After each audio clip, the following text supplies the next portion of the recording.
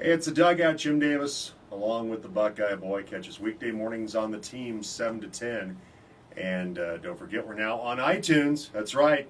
The show's going worldwide. It's unbelievable. It's just blowing up. Boom, goes the dynamite, right? Yeah, hey, we're on iTunes. Yeah, we are, aren't we? Some you can things also, will never die. yeah, and you can also listen to us on our website. That's theteam1340.com. All right, Fruita Monument boys saw their season come to an end. They lost in the Sweet 16 at Thunder Ridge, the two-seeded Grizzlies.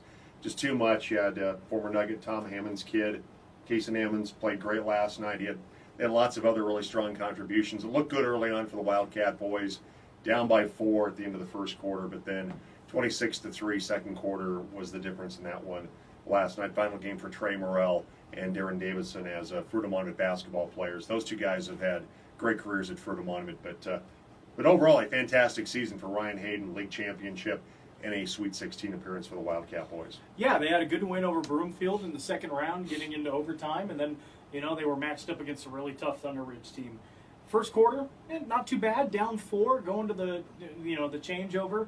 Then they only scored 3 points in the next quarter, 26-3. That run will kill anybody, and that's just kind of what happened. They tried in the second half.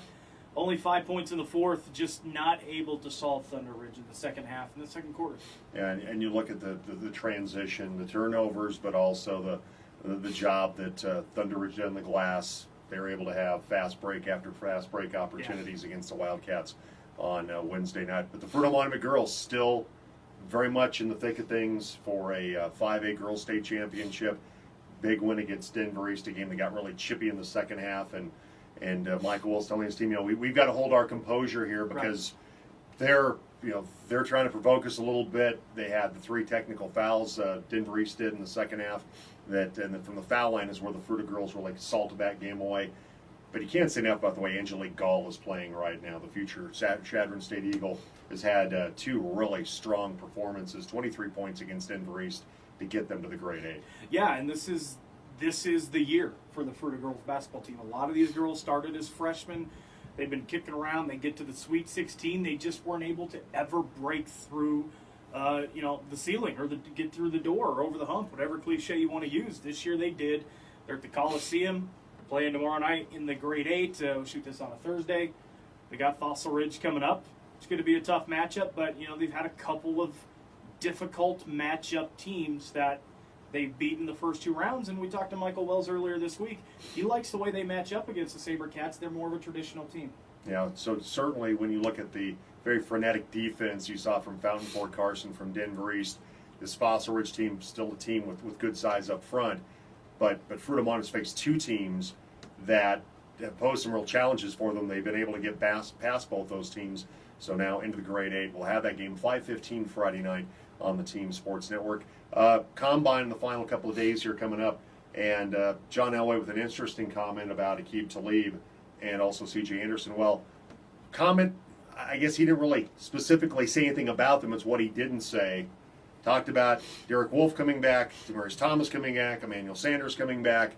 But when asked about Talib and C.J. Anderson, we'll see. We'll see. Not the least bit committal about those 2 guys coming back. It certainly looks more and more like Aqib Talib is definitely going someplace else. Yeah, you mentioned the 3 guys, the 2 wide receivers, Derek Wolf. He said, they're going to exercise the option on Demarius Thomas. They're not going to move Emmanuel Sanders. They are moving forward with Derek Wolf. And then the other 2, it was we'll see. The writing's kind of on the wall right there. I mean, he doesn't want to come right out and say we want to move these guys because that's going to wreck any value that they might have. But I think you and I agree. There are a lot of teams that aren't going to bite on Aqib Talib because they know the Broncos are probably going to cut him. We also heard that from Vance Joseph that DeMarcus Walker, the Florida State player that they drafted, was a rookie last year. Played some D-end, but then had to lose some weight to play outside linebacker. They're going to move him back to D-end. And there's also the possibility with the Jets releasing Muhammad Wilkerson that you could see Muhammad Wilkerson end up in a Broncos uniform. But what's it going to take? Does that take away from the Kirk Cousins sweepstakes? Stay tuned on that one, folks. That'll be interesting to see. All right, don't forget Bracketpalooza 2018, powered by Taco John's and Simpson Brothers Garage, coming up March 13th. Details at our Artisan Crafted website. That's theteam1340.com. See you next time.